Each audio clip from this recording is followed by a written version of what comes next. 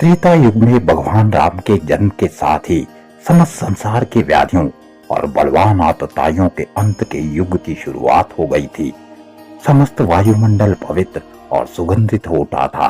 प्रकृति की सुंदर कृतियां भी उभर उभर कर वातावरण को स्वर्गिक अनुभूति देती थी।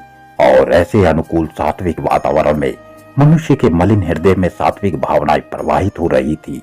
समस्त धरा में एक दिव्य शक्ति के प्राकट्य का त्योहार चल रहा था और अयोध्या नगरी इस मनोहारी सुंदर सात्विक वातावरण की राजधानी बन चुकी थी।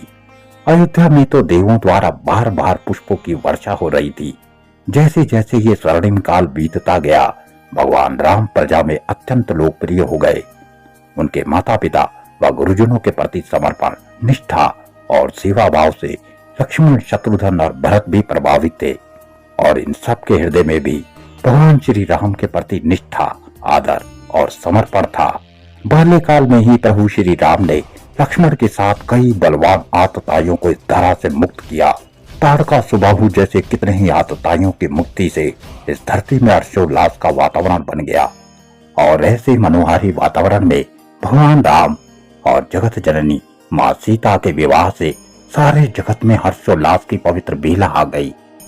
जहाँ राजा जनक की जनकपुरी इस विवाह से गौरवान्वित थी, तो वहीं अयोध्या में तो घर घर में बसंतोत्सव का सा वातावरण था। साक्षात आदि जगत भगवान नारायण के स्वरूप श्री राम और जगत जननी माँ लक्ष्मी की स्वरूपा माँ सीता के विवाह का सारा ब्रह्मांड साक्षी रहा। श्री राम के अनुज भरत का मांडवी के साथ और परम प्रिय लक्ष्मण उर्मिला के साथ और सबके प्रिय शत्रुघ्न श्रुत कीर्ति के साथ परिणय सूत्र में बंधे। और अयोध्या ही नहीं, समस्त ब्रह्मांड में हर्षोल्लास और उमंग का संचार हुआ। आनंद का ये पवित्र उत्सव कई दिनों तक जारी रहा। मगर भगवान राम और मां सीता के प्राकट्य का उद्देश्य तो कुछ और ही था। और उसी उद्देश्य की पूर्ति के लिए अयोध्या में महाराज दशरथ के महल में षड्यंत्र की शुरुआत हो गई, जिसका बीज बोया महल की दासी मंत्रा ने और फलीभूत किया रानी कैकेयी ने। वर्षों पूर्व एक विराट युद्ध में घायल महाराज दशरथ को सकुशल बचाकर अयोध्या में लाने पर महाराज दशरथ ने कैकेयी से 2 वर मांगने को कहा था। और उन्हीं 2 वरों से कैकेयी ने राम को 14 वर्ष का वनवास और भरत को अयोध्या का सिंहासन दिलवाया।